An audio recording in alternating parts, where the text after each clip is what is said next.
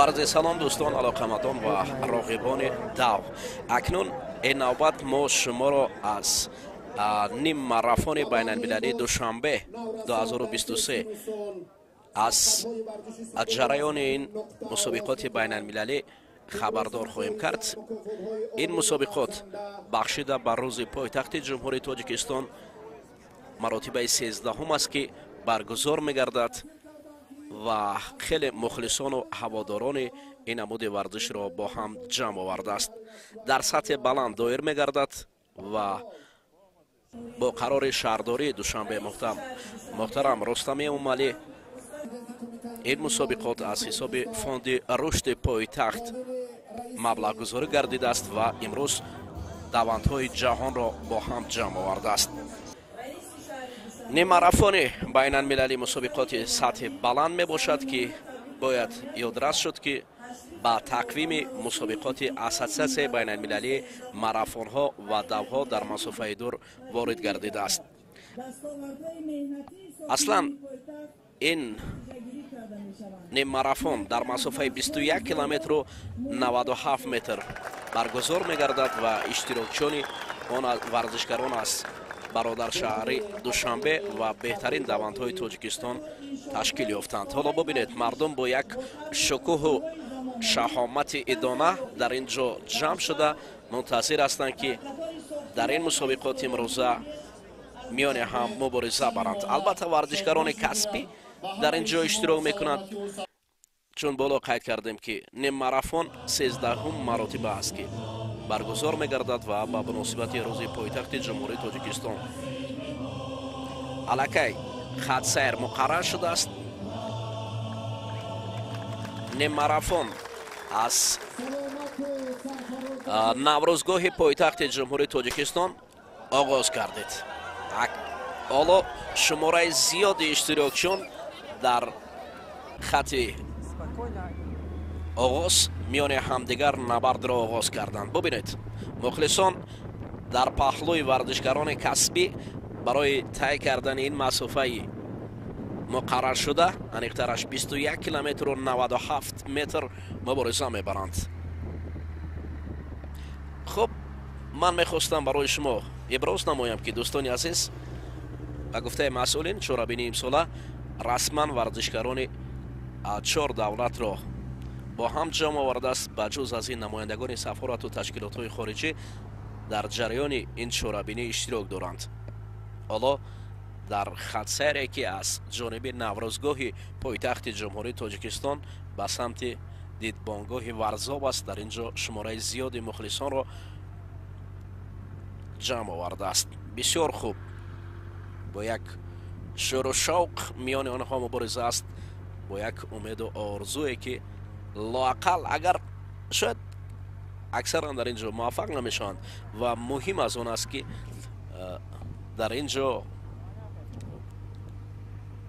برای سلامتی خویش میدوند. تحت رقم 1 جمهوری ازبکستان را شاهرخ دولتف نمایندگی میکند. این ورزشکار هم بسیار خوب و بسیار هم عالی میدود در این رقابت ها.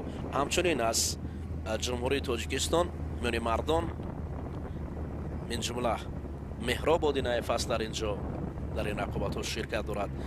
نجمیدین زورشا است، سمردین عظیموف است و دیگران هستند که شاید ما باور داریم که آنها نیز در این رقابت ها میتوانند که تا جای موفق گردند، که اکثرا دست پروران یا دانشجویان دانشکده تربیت جسمانی به نام جهان پهلوان سید مومن رحیموف. شهر دلارای دوشنبه هر وقتی که در اینجا مکان این مسابقات می شود به اختیار ما را همون مصرع های زرین باقی رحیم زاده به یاد می آید.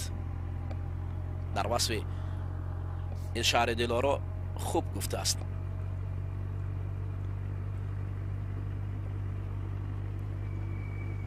عجب شهر دلارای دوشنبه، خیالم زیب دنیای دوشنبه، شدم سرسبز در آغوش مهرت، چو دل در سینم جای دوشنبه. مهراب آدینایف تحت رقم 7 در اینجا مبارزه میبرد. همچنین دیگر نفرانی که میل و رغبت به دو دارند. امروز پایتخت جمهوری تاجیکستان را یک فضای دانه آرا داده است و مخصوصا ساکنان این شهر دلارا در کوچه های هموار و در کوچه های زیبای شهر دلارا میان همدیگر مبارزه میبرند. چی خردسالان هستند و چی جوانان هستند و حتی بزرگسالان در اینجا برای طی کردن این مسافه مقرر شده در لب آبی دوشنبه میان هم مبارزه میبرند. بانوان از بجز از جمهوری تاجیکستان از کشورهای برادر شهر با دوشنبه هم در اینجا اشتراک دارند و همچنین از سفارتخانه ها در اینجا شماره زیادی ورزشکاران بهر سالمی و بهر به مقصد رسیدن و مکافات عالی مبارزه خواهند برد. اما سال از جانب راهبریت فدراسیون راهبریت شهرداری شهر دوشنبه برای نفرانی که در اینجا موفق میگردند البته مکافات پولی تقدیم میشود. مقصد مثلا برای مردها که در مقام اول میرسند، نفری که در جای اول است زیاده از 39,000 سامانی پیشکش میگردد، بعدا جای دوم 33 بالاتر و همچنین تا مقام ششم البته صاحب مکافات پولی سرفراز کرده می شود. همچنین میان بانوان نیز با همین شماره مبلغ ها تا جای ششم مکافات پولی پیشکش گردیده است. حالا در اینجا همون تحت رقم 1 ما ورزشکاری فعال ازبکستان شاهرخ دولتوف را میبینیم که به سوی دیدبانگاه ورزاب حرکت میکند. البته خط سیر مقرر شده است و همون دلارای شهر دوشنبه هم پیشکش ما میگردد. بهشت روی دنیای دوشنبه، عجب شهر دلارای دوشنبه، تو یک تایی، تو یک تایی، تو یک تا، تو شهر آرزوهای دوشنبه. امروز هم در اصل شهر آرزوهای دوندها گردیده است که در این خیابانهای دلارای سبز پوش قلب تاجیکستان آنها مبارزه میبرند تا هم رکورد خود را گذارند و همچنین صاحب مکافات پولی شوند، همچنین در ردبندی دوندهای نیم ماراتونی مقامهای خود را مستحکم نمایند. چون که ما البته بالاتر قید کردیم که نیم ماراتون دوشنبه شروع از سال 2013 به تقویم مسابقات اساسیه بین المللی ماراتون ها و دوها در مسافه دور شامل گردیده است.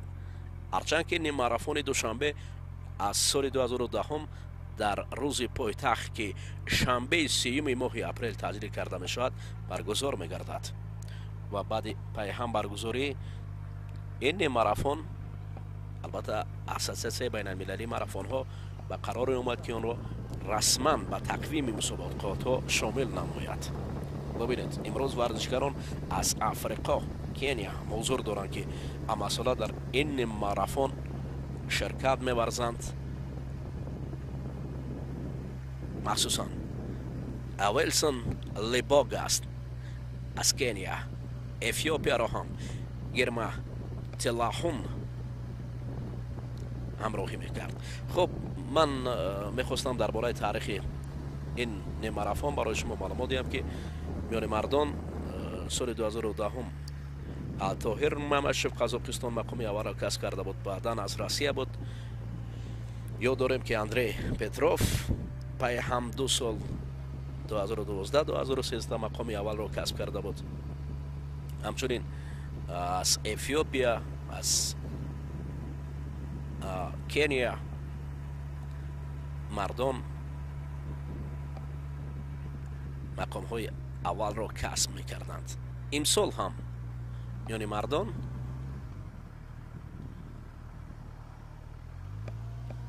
ورزشکاران حضور دارند.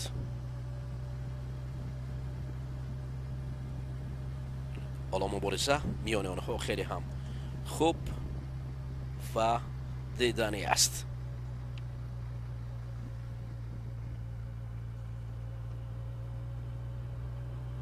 شور و شوق برای رسیدن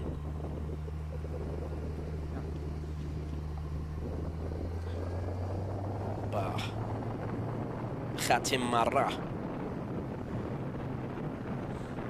از نزد شرشره شهر دوشنبه یا نوروزگاه آنها کار آغاز کردند و به سمت پاسگاهی یا دیدبانگاهی ناحیه ورزاب حرکت میکنن و بعدا برمیگردن طریق طاووس آنها به کوچه های مرکزی میآیند و خط نهایی این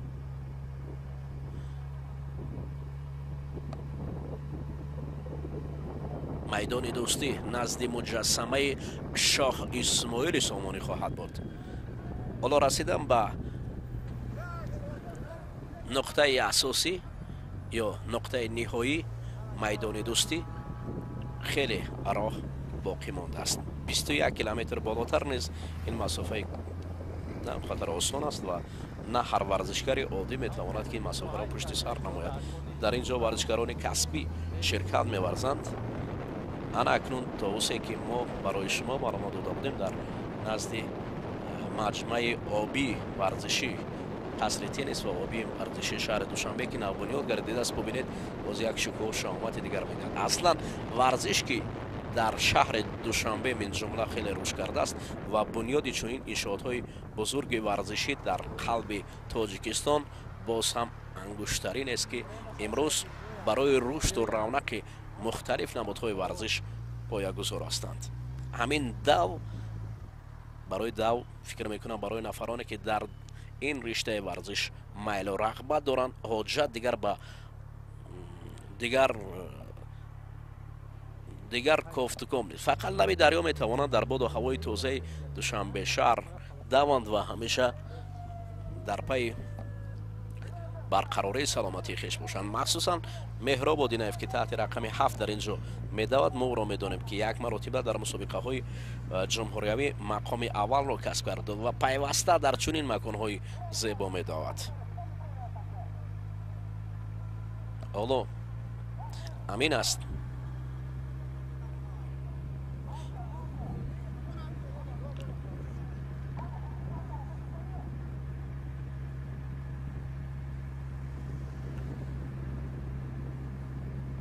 مردم در این روزها مخصوصا ساکنان پایتخت عزیزمان از جریان این نیم ماراتون لذت میبرند. شاید برای نفرانی هم این انگیزه گردد و از فردا آغاز کرده در این مکانهای دلربا برای برقراری سلامتی خویش دوند. یک کس برای برقراری سلامتی خویش، دیگری برای کسبیت خویش اصلا دو را پیشه میکنند. دو آسان‌ترین راه است که هر نفر میتواند که صبحگاهان از جای برخیزد و در چنین لب دریاهای زیبای شهر دوشنبه دود و خود را سالم و جوان نگاه دارد. بیهوده نمیگویند که برای سالم بودن، برای زیبا بودن، برای باز هم جوان بودن دویدن لازم است. پس دوید تا سالم و جوان و زیبا و دانا باشد که این از بزرگان برای ما میراث مانده است، برای سالم نگاه داشتن دو. خب اکنون من میخواستم مخلصان عزیز درباره نیم ماراتون برای شما معلومات دهم که نیم ماراتون یک مسابقات سطح جهانی است و مسافه های مختلف رو در بر میگیرد.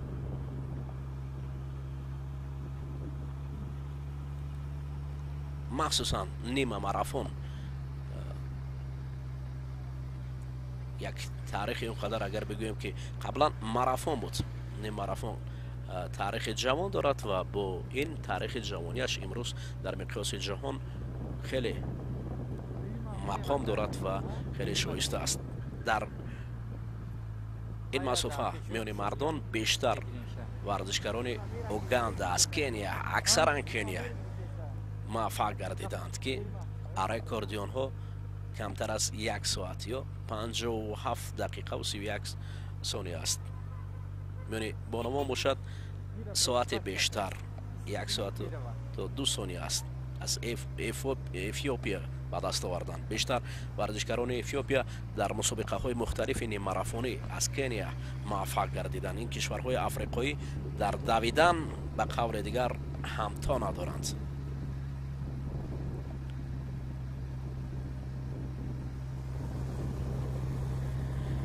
اکنون دوستان عزیز حالا نزد بازار کوشانیان ورزشکاران مخصوصا ورزشکار از جمهوری همجوار ازبکستان شاروخ دولتوف میدود. من باوری دارم که شاروخ قبلا این مکانها را چنین دلربا ندیده بود. حالا بنیاد چنین انشاءات برای دویدن خیلی آزاد و خوب است. مخصوصا همینجا رو ببینید، نه مردم به دوندها دیگر دخالت کرده میتونن، نه دوندها برای مردم مانع ایجاد کرده میتونن. هر یکی در مسافه های مقرر شده بسیار آزاد و موفق میتوند. همچنین در پهلوی دورتر از شاروخ دولتوف است ورزشکار از حبشستان طلحون جرما هم خوب میدود.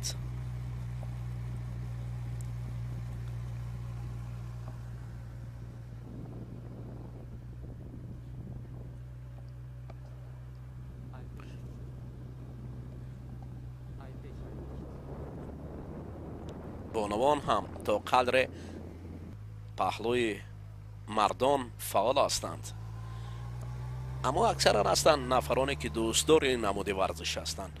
باز هم میگم نو بسته از مقام، نو بسته از اشغال نمودن جای مقرر شده، آنها پهلوی ورزشکاران برای سلامتی خیش، برای نگاه داشتن بدن خیش با همون یک فرم ورزشی میدوند. قسمت در پشت و قسمت در پیش است که الکی ما از این ورزشکار حبشستان جرما طلحون هم بالا قید کردیم.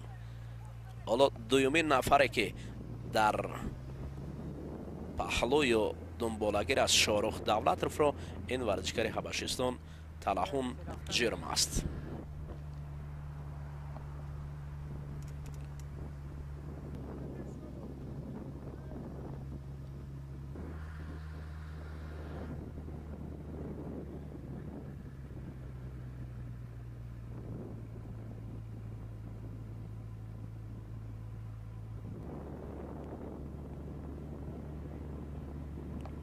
خیلی خوب است. شاروخ دولتوف نماینده جمهوری ازبکستان سال 2021 در همین نیم ماراتون رقم 1 بود. بعدا سال گذشته مقام او را تو لزرس از کنیا اشغال کرده بود. اکنون دوباره شاروخ شهد پیروزی نیم ماراتون دوشنبه را چشیده است و در این کوچه های زیبای دوشنبه همان میدود. همانا به مقصد موفق گردیدند.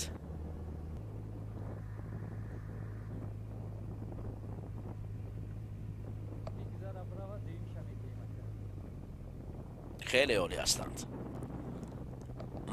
همین موسمی که انتخاب شده است هفته 3 ماه اپریل برای دوندها خیلی قلای است، چون که در همین ماه اپریل شهر دوشنبه قبای ایدانه سبزپوش باور می کند. یک فضای زیبا مهیا می شود تا اینکه ورزشکاران دوند. ببین راه های خیلی زیبایی که بنیاد گردیده است.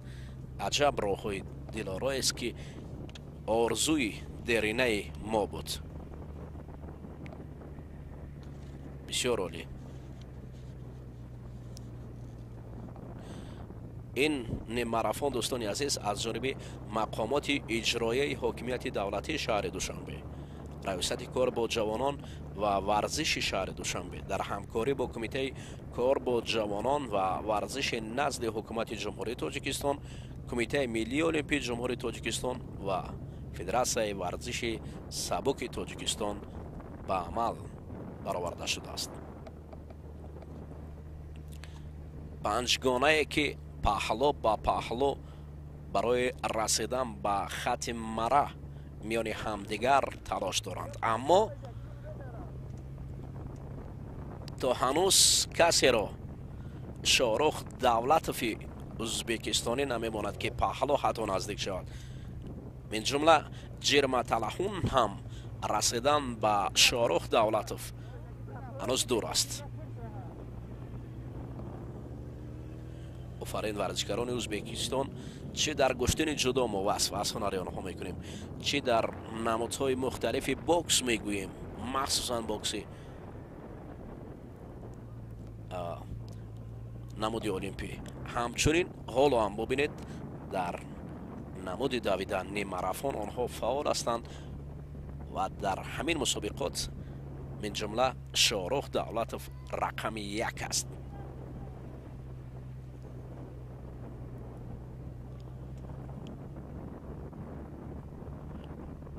بیشتر از کارمندان کارخانه و تشکیلات ها در این مسابقات شامل گردیدند. دست پروران دانشکده تربیت جسمانی به نام جهان پهلوان سعید مومن رحیموف همان نفرانی هستند که در میان بهترین های ورزشکاران تاجیک با هم میدن. گل های زیبا من جمله گل لاله عجب رنگ زیبایی این گل دارد که با زیبایی شهر دوشنبه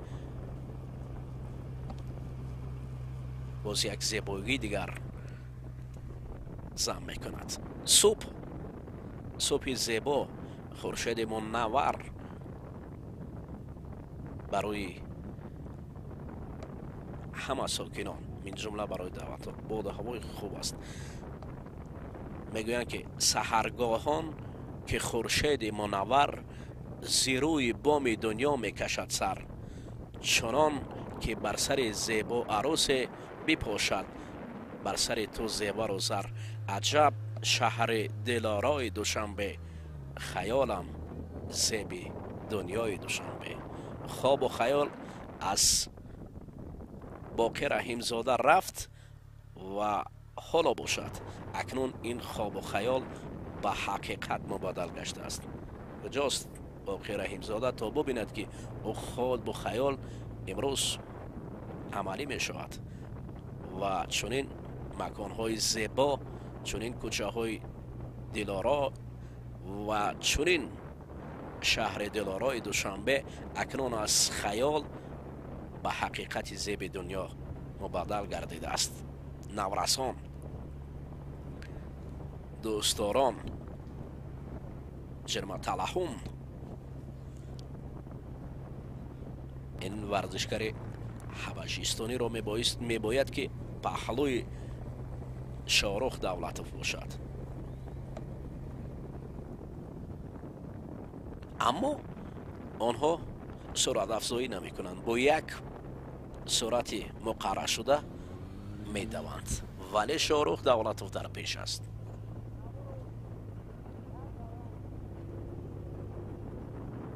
همچنین دیگر نفران از جمهوری تاجیکستان ورزشکاران ما هم هستند.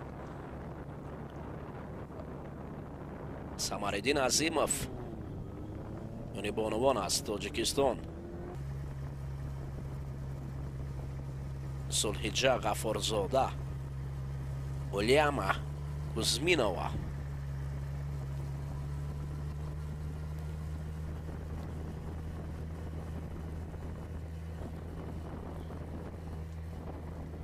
خیلی عالی است.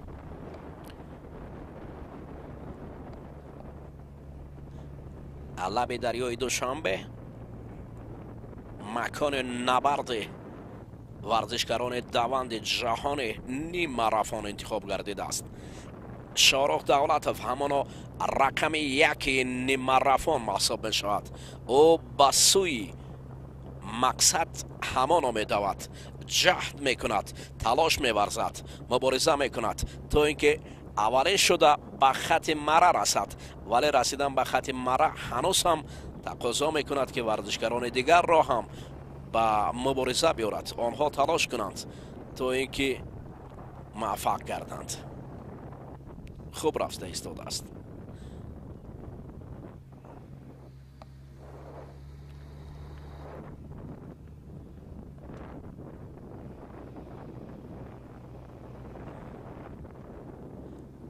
اولین بار نیم ماراتون بین المللی دوشنبه در مسافه 21 کیلومتر و 97 متر با اشتراک ورزشکاران از 14 برادر شهر دوشنبه و بهترین دوندهای تاجیکستان برگزار گردیده بودند. غریبان زیاد داشت. تا امروز شروع از سال 2010 تا سال 2022 اکثر ورزشکاران با هم جمع آورد. بجز از سال 2020 که یک بیماری جهانی بود که متاسفانه نتوانستند ورزشکاران قاره جهان را در دیگر مسابقه ها بجز از نیم ماراتون جمع بیاورند. ولی بجز از سال 2020 دیگر سالهای 2010 2011 تا 2022 این نیم ماراتون برگزار می‌گردید و امسال هم با یک شکوه و شهامت بلند در سالگرد 99 سالگرد بنیاد این شهر دلارای دوشنبه برگزار می‌گردد. سال آینده 100 سالگی دوشنبه شهر برپا می‌گردد و باوری کامل است که این نیم ماراتون در سال آینده بیشتر و بهتر ورزشکاران رو با هم جمع می‌آورد و رقابت خیلی هم قوی و دیدنی خواهد بود. هنوز هم ببینید یک رمز زیبایی پایتخت کشور ما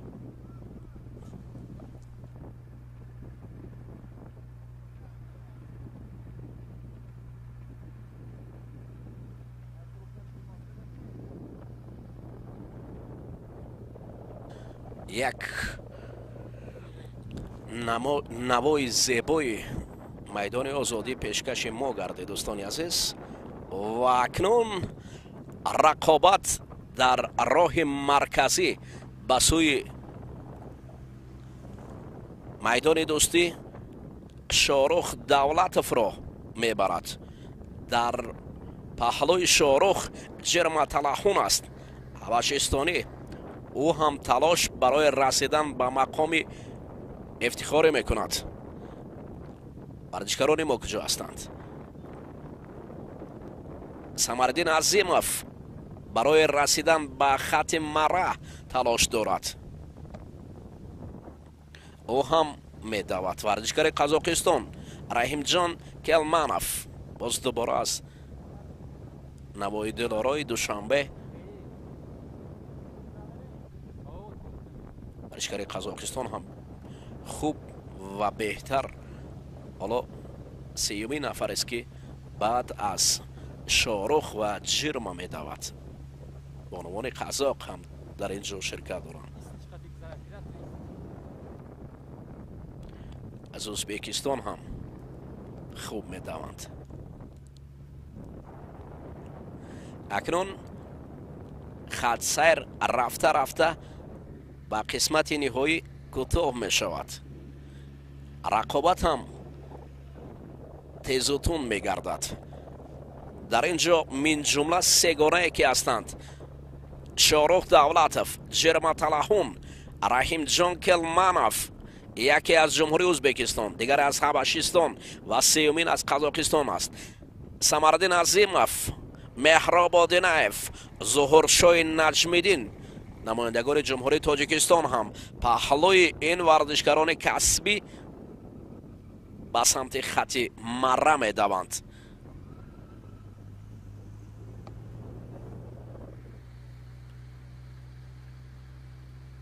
میدان دوستی استقبال از این ورزشکاران میکنند.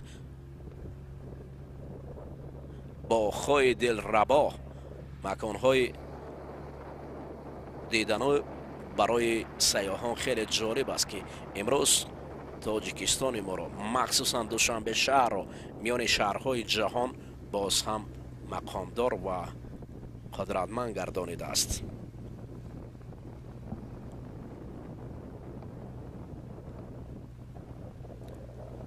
давлатов намояндаи ҷумҳурии ӯзбекистон ба хати мара наздик мегардад.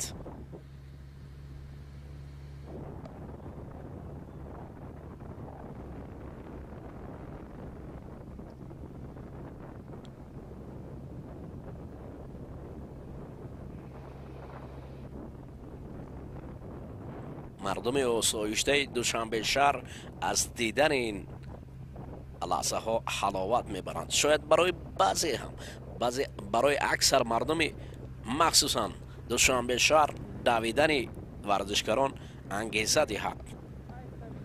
ва аз ин пас мо новобаста аз марафону нимарафон бояд дар кӯчаҳои дилрабои душанбешаҳр барои барқарор намудани саломатии хеш давем, чунки дав роҳи осонест, варзишест ки дилхоҳ нафар метавонад субҳгоҳон бархезад ва дилхоҳ ҷойро, дилхоҳ маконро интихоб карда дар он масофаҳо давад. махсусан ҷавононе ки дар инҷо ҳастанд, махсусан наврасоне ки ҳастанд, имрӯз бо як чашми ҳайрат менигарам ба ин ҷавононе ки дар ҷараёни дав ҳастанд. пас мо бояд ҳамроҳ шавем барои солимии хеш, барои солимии ҷомеа давем. офарин. шоҳрух давлатов ҳар лаҳза чашм меандозад ба соати хеш, чунки дар ин ҷо вақт муқаррар шудааст. бояд вақти муқарраршударо ин варзишгари ӯзбекистонӣ таъин намояд. дар бораи мо пирони барнодил ҳам гуфтем ки дар паҳлӯи ҷавонон медаванд. аҳсан. наздик ва наздиктар мешавад. шоҳрух давлатов ба майдони дӯстӣ назди муҷассамаи шоҳ исмоили сомонӣ расидан барои ӯ хеле хуб аст. варзишгарони мо ҳам ҳастанд. офарин.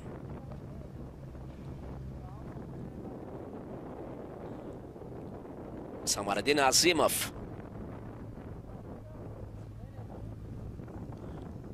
меҳроб одинаев куҷо шуд? таҳти рақами 7 ӯ ҳам дар қатори беҳтаринҳо медавид.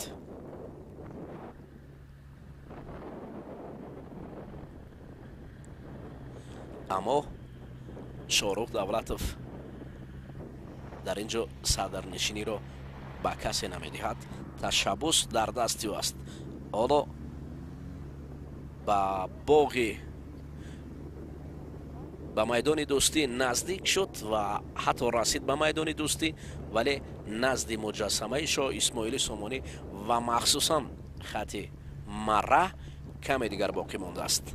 ӯ бо як ҳаяҷон ва бо як ҷаҳду кӯшиш ба хати марра наздик мегардад. шумораи зиёди дигар нафарон аст ки паҳлӯи онҳо меоянд.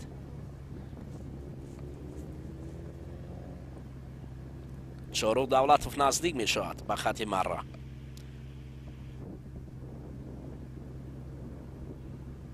бонувони душанбешаҳр ва ҳамчунин аз дигар кишварҳо имрӯз пойтахти ҷумҳурии тоҷикистонро ҳамчун макони дилорои давидан интихоб карданд. биноҳои муосири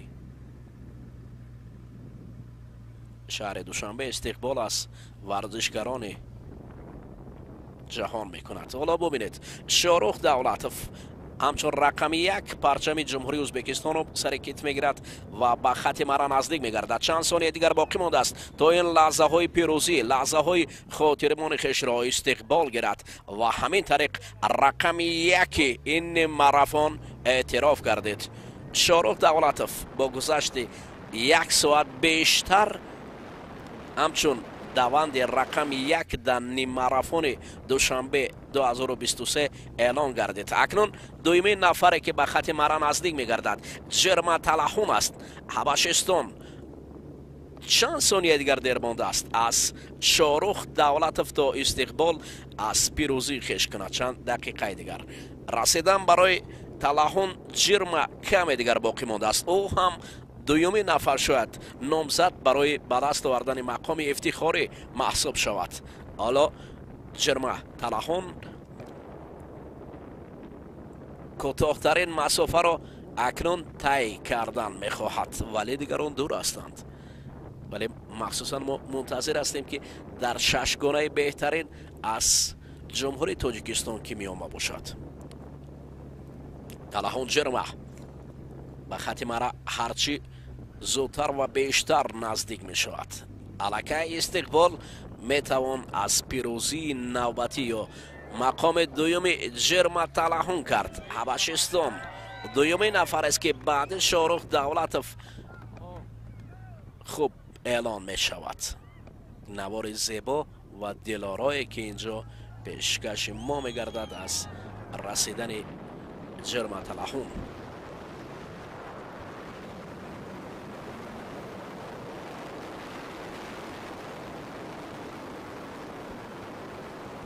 хуб омад. намояндаи Қазоқистон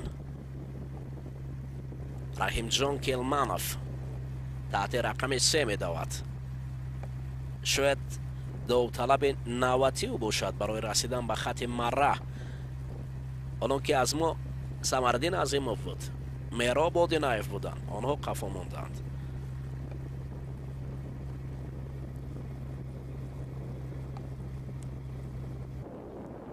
намояндаи ҷумҳурии Қазоқистон Раҳимҷон Келманов ба назди муҷассамаи Шоҳ Исмоили Сомонӣ наздик мешавад ва хати марраро 3-юмин нафарест ки убур хоҳад кард. ҳоло наздик мешавад. каме дигар боқӣ мондааст ва мин ҷумлаи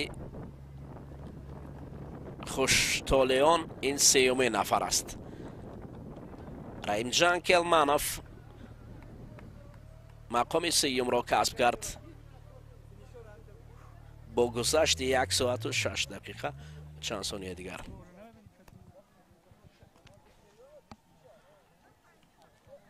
ҳоло акнун варзишгари мо Самардин Азимов таҳти рақами 10. ӯ чаҳорум нафарест ки дар ин ҷо мақомдор мешавад. Зуҳуршоҳи Наҷмиддин нафари 5 аст. дар 6 гона шомил мешавад. офарин. мо ҳоло 2 ҷой дорем. Мероб Одинаев куҷо аст?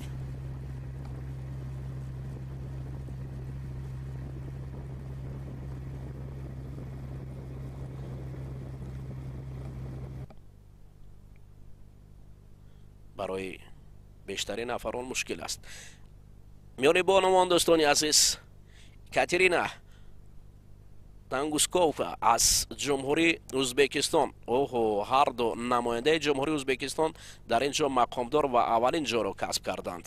Катерина ба мисли Шорух Давлатов нафарест ки аввалин шуда миёни бонувон мақомдор мегардад ё ҷойи аввалро касб мекунад.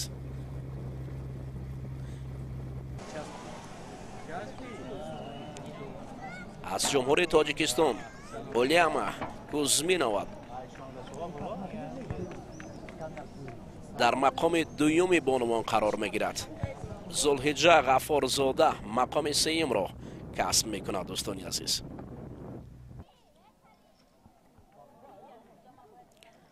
Абдуллоева Раҷабмоҳ аст ки дар мақоми 4 меояд, таҳти рақами 500 аст. ҳамин ҷо дӯстони азиз мо гузориши хешро ҳам дар ин ҷо ба анҷом мерасонем. шоду пирӯз ва сарбаланд бошед.